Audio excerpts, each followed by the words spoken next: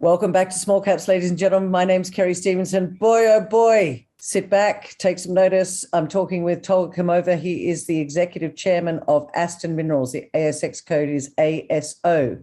For those of you that have been sleeping under a rock, Aston Minerals have got a very large, potentially globally significant nickel deposit up there in Canada. Also had gold, but really the Edleston project is panning out to be quite a large nickel deposit. I don't think many people understand the significance of this or what it is that they're finding. So I've asked Tolga to come on today. They've recently done a fundraise.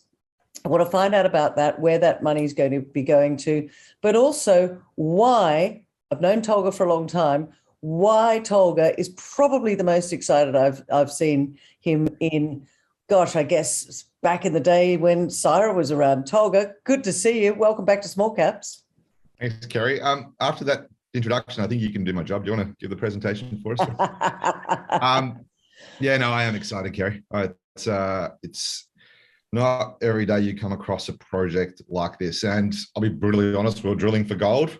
And the gold deposit's probably going to go to a nice resource, and it's going to be, it's an open cut thing that's got a nice shape. It's got high grade zones, lower grade zones, but it's when you're drilling for gold and then all of a sudden you hit nickel, and you're like, why is a nickel there?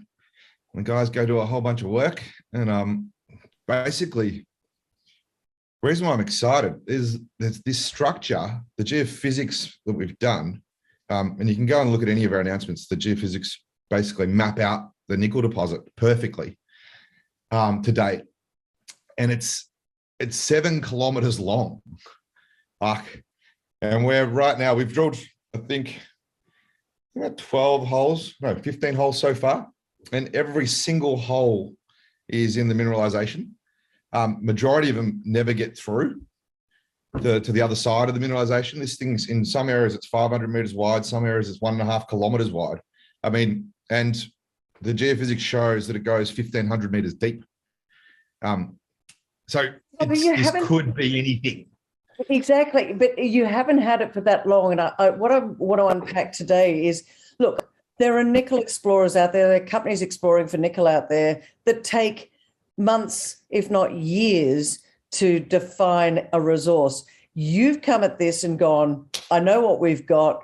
Why have you been able to understand this geology so quickly? I mean, our team initially didn't really understand the geology. We're still learning about it. It is very, very early days. However, most of these nickel deposits, the Australian ones in Kambalda, a lot of them are, 2, 3, 5, 10 meter wide veins of nickel. This is different. It's an intrusive sulfide, a magmatic sulfide body that's disseminated. It's like a big porphyry deposit. So it's not like we're trying to chase a very small thin vein over 500 meters or a kilometer. It's like we start at surface, we hit it at about, I don't know, 20, 30, 40 meters depth, and it just keeps going. So we're kind of in a fortunate position that we're just doing 100 meter step outs from our original discovery hole.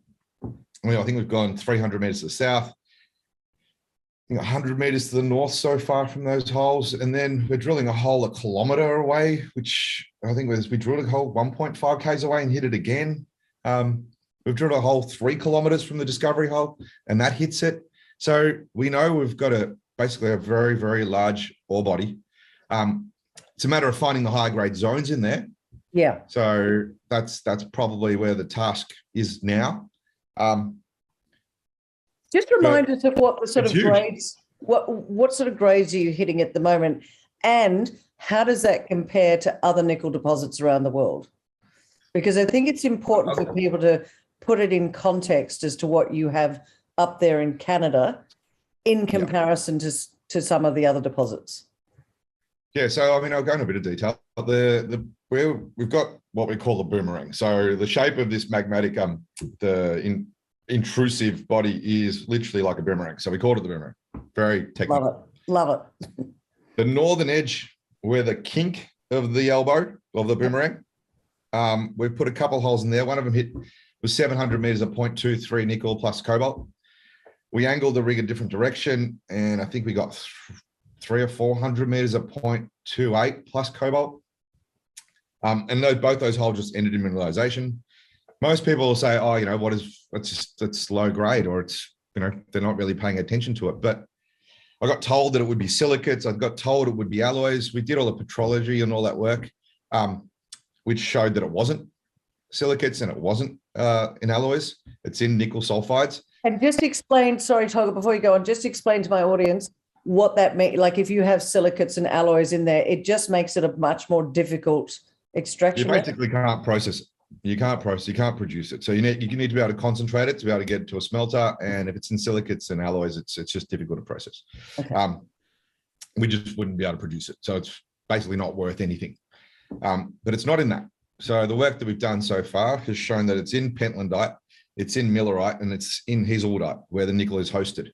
Now, those minerals, especially the millerite and the hazelwoodite, are incredibly high tenor nickel sulfides. They're low sulfur, high nickel content. So we're going through the process right now. We're doing the metallurgy. There's a couple of groups that are doing the work for us in Sudbury. Sudbury is basically the world's capital for nickel sulfides. They've been producing it for 100 years. The guys working for us and doing the work, 30, 40 years experience doing this. And they're incredibly confident of what they're doing or what they're seeing, but it's early days. But to bring it back to what that means, and I'm going to do a comparative, and it's not the perfect comparative, but I'll do it anyway. You're talking about 0.28 nickel plus cobalt. It's about, which doesn't sound like much when you put into context, but nickel's 3 times the price of copper. Oh, wow. Okay, yeah. 3 times the price of copper.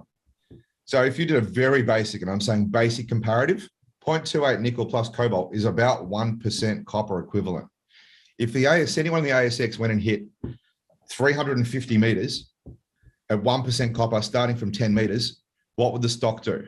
What would you pay for it? What's the economic value of that? Yeah. Okay, now let's take a step back, and people go, oh, but it's nickel again. Great. If our recoveries on that nickel sulfide, which is not silicates and it's not alloys, if the recoveries are 70, 80, 90%, I don't know the number yet, we're just early days, so they're doing the work. If it was that, then all of a sudden we have a massive deposit that goes for 7Ks. It's just a matter of, do we mine the 0.28 stuff? Do we mine the 0.5 material? Where do we start? It's going to be a bunch of questions that need to be answered. But if again, go back to the dollar value of what that's worth in the ground, the nickel's worth in the ground, if we can get a decent concentrate with a decent recovery number, all of a sudden it's equivalent of getting a 1% copper deposit that we haven't found the bottom of the hole or bottom of the mineralization. Yeah. So what is that worth? I can tell you, it's worth a lot. Is it what our market cap today, 150, 100, whatever it is, I think it's 170 after we did the raise, million? Yep. No, it's not. It's worth a hell of a lot more, especially when the world needs that much nickel. And we can go into detail about the nickel market and the battery market. And I'd like to do that, yeah, but we'll talk about that in a minute. Yep. That's what we got at the north. So down south of Bardwell, we hit 163 meters at 0.52 nickel equivalent. Wow. Nickel plus cobalt. So, you can put that together and calculate what it's worth per ton of rock. We've been stepping out from there. So we've drilled, I think it's 400 meters to the south, 100 meters to the north. We're doing we've got 3 rigs going at the moment. So there's a rig that's 600 meters north of that. So we're trying to find a 1 kilometer wide ore body. We think the mineralization somewhere between 250, probably about 250 meters wide so far, what we've been able to map out from the what we've seen. And then the deepest hit goes to about 500 meters. So you can pretty quickly see a very large resource there.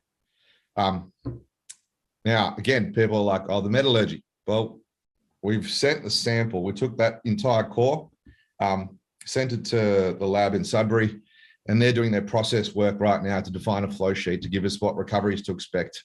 And it's just initial first pass. This is not being tweaked. This is just first pass work.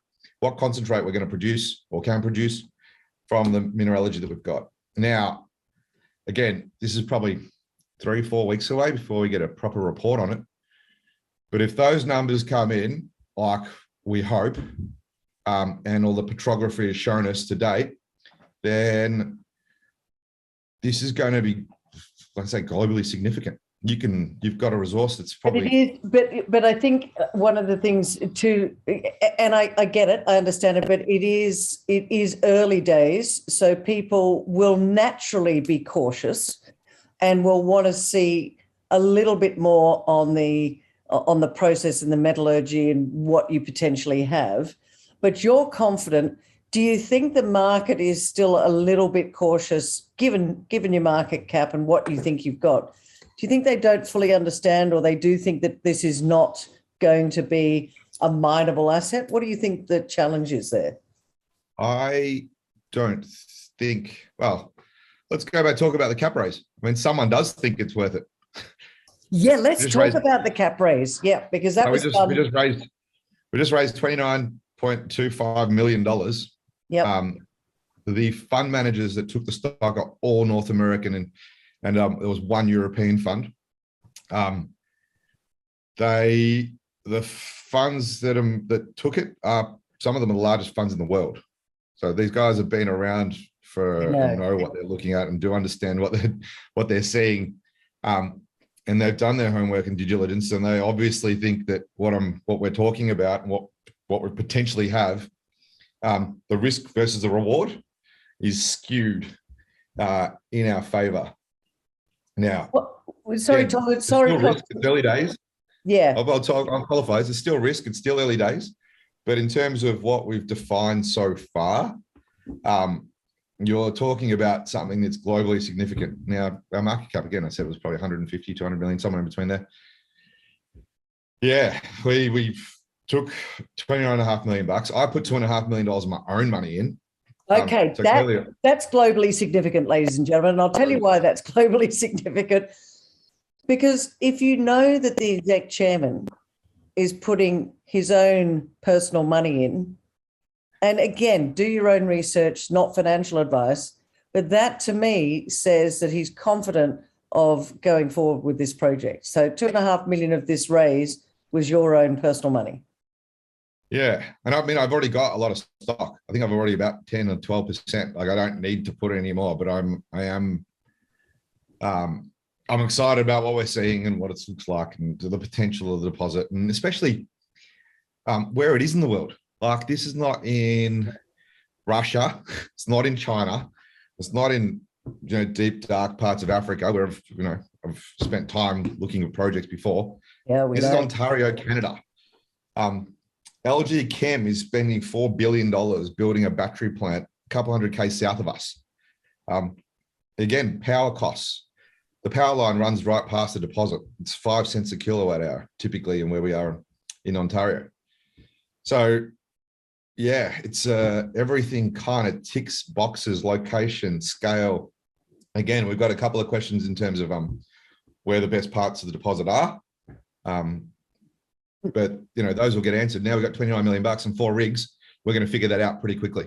Yeah, and so there's two things I want to just make mention to my audience out there. First of all, the raising was done at a 15% premium to market, which is unusual, ladies and gentlemen. Normally, there's a discount when they do a raise. Actually, Aston raised at a premium, and you did it partially with the Canadian Flowthrough share scheme. Can you just explain the mechanics of how that worked? Yeah, so what the Canadian government does, and it's got different jurisdictions, different states, but they effectively contribute to your drill program. So the Canadian government, when we raised, the actual back-end buyers were at 14.5 cents. But the Canadian government contributed, in our case, was 41% more. So we raised $15 million using the flow-through, and they give us 41% more than what we raised to actually go and drill and explore. So it's an incentive for the Canadian government. It's not, they don't do it in Australia. They should. But over there, yeah, it works for Canada. I mean, the amount of deposits, and I mean, in Australia, probably don't need it as much because we're mad punters here and we're all raising money to drill holes like crazy. But yeah, they give you more incentives in Canada to actually explore. And I mean, it obviously helps their local economy. But when you find something, and we're using their, or partially their funds to go and develop this asset. So it's yeah, it's of national importance. Yeah, look, you mentioned jurisdiction. You mentioned the plant being built down the road. You've raised just over 29 million. What my guys out there want to know is that's it's a specific sum, but where's that money going to be spent, and how long is that going to last you? Because it sounds like you're going to be doing quite an aggressive drill program. Yeah, so we're doing 100-meter step out on this area at Bardwell. We're using 3 rigs there, so we can define a resource. We're trying to define a resource pretty quickly. We're using the 4th rig to go and put holes in some of the other areas of the boomerang. And there's an area we call the Hook as well, which has got historical drilling by Falconbridge, where they've hit some interesting stuff. We just don't have the assays. They didn't have to provide the logs back in the 70s and 80s. Oh, wow. They didn't have to provide the assays. They provided the logs, so we know what they hit. So we're going to go follow up some of those holes. We're looking to put a resource on the gold as well. Oh, okay. What we've drilled, to have a resource calculation on the gold deposit. And then in the metallurgy, so actually doing the flow sheet, and then again, it's first pass initial work to give us a proper understanding, but we'll continue with that work as well. And that's basically the plan. It's literally just drilling, potentially a resource. When I say potentially, we'll probably start with the 1 kilometer, but we'll keep going and do the whole 7 kilometers, and define one of the largest deposits, potentially one of the largest deposits on the planet. And once people see the metallurgical work, once that's answered for us, yep, then you can put an economic model on it, on what is that worth. What I'd like to know from you, what are the challenges you see? You've raised, well done, raised the money. It came from the North American, one European. Clearly, they are quite excited about what you're doing. Any challenges that you can see? Because it's a good jurisdiction. Like, are there any challenges? Is COVID posing any challenges? Come on, Tolga, there's got to be something. I know you're excited, but was the labs waiting for assays? But I mean, now we're basically sending core to, I think, 3 or 4 different labs now. Wow. So we use different as many as we can. The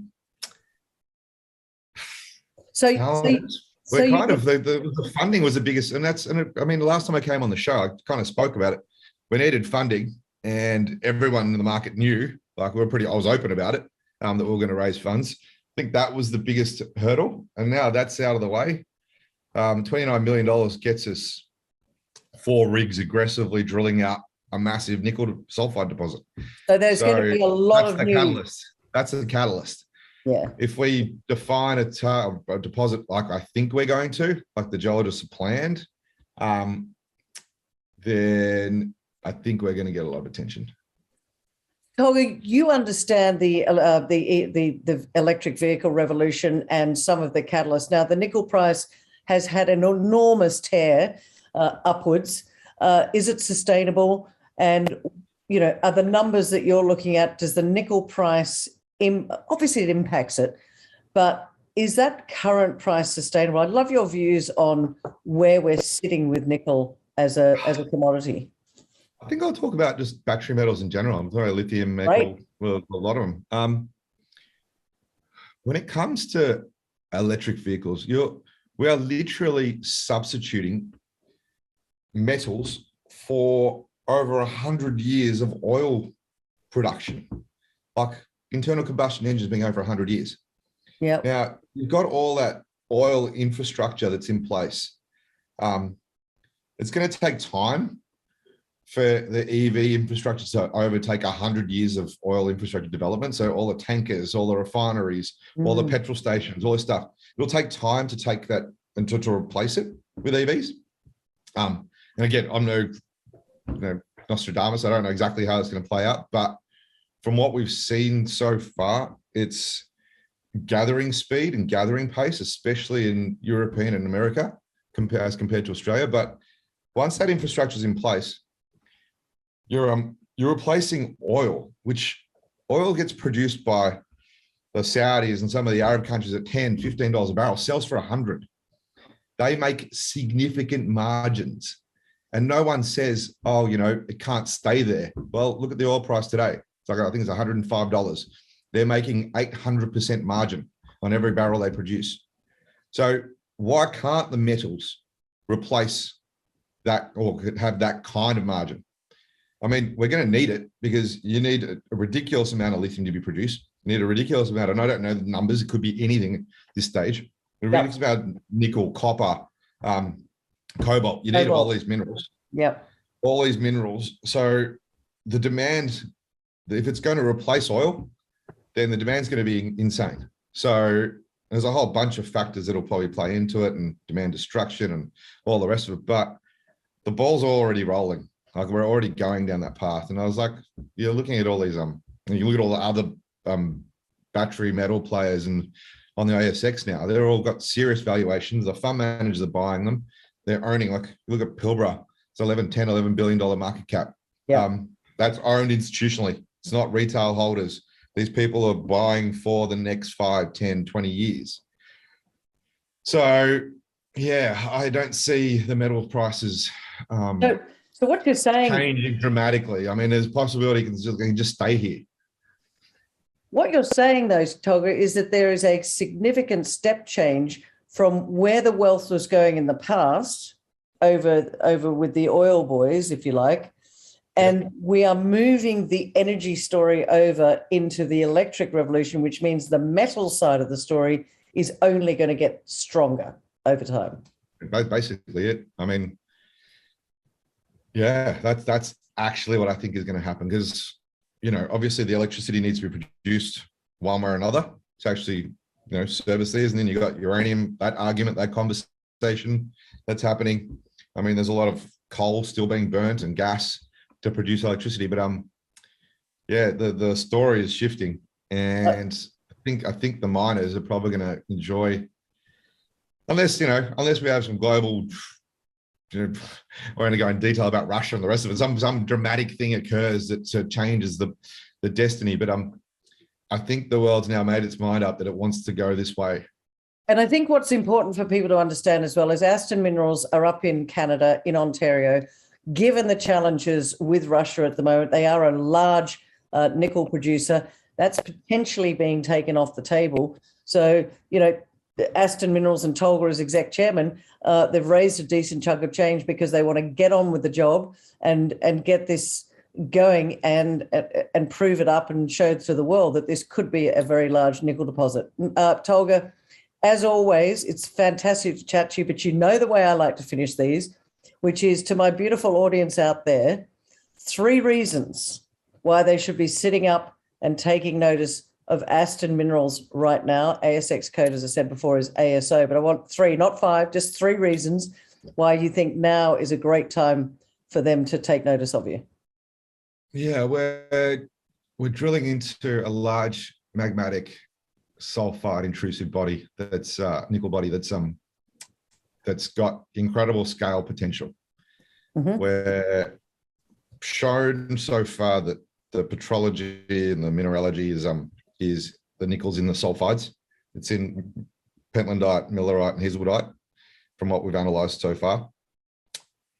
And once the metallurgical work flow sheet gets produced and it's positive, you put the scale of this deposit in the jurisdiction it is, with the metallurgical work and the demand that's there for the nickel cobalt market, we're going to be a bit of a player potentially. Well, you heard it there from the executive chairman, Tolga Kumova, who is up there in Canada. It's not just exploring, they are making sure that this nickel discovery just keeps getting bigger and bigger. He's raised the money. He's got 4 rigs. There's going to be plenty of news flow coming up. Tolga, come back very soon, maybe when those results come back, and let's have a quick update to our audience. In the meantime, ladies and gentlemen, ASX code ASO, check it out. Not financial advice. Do your own research. Thanks for joining me on Small Caps, Tolga. Thanks, Gary. Thanks, everyone.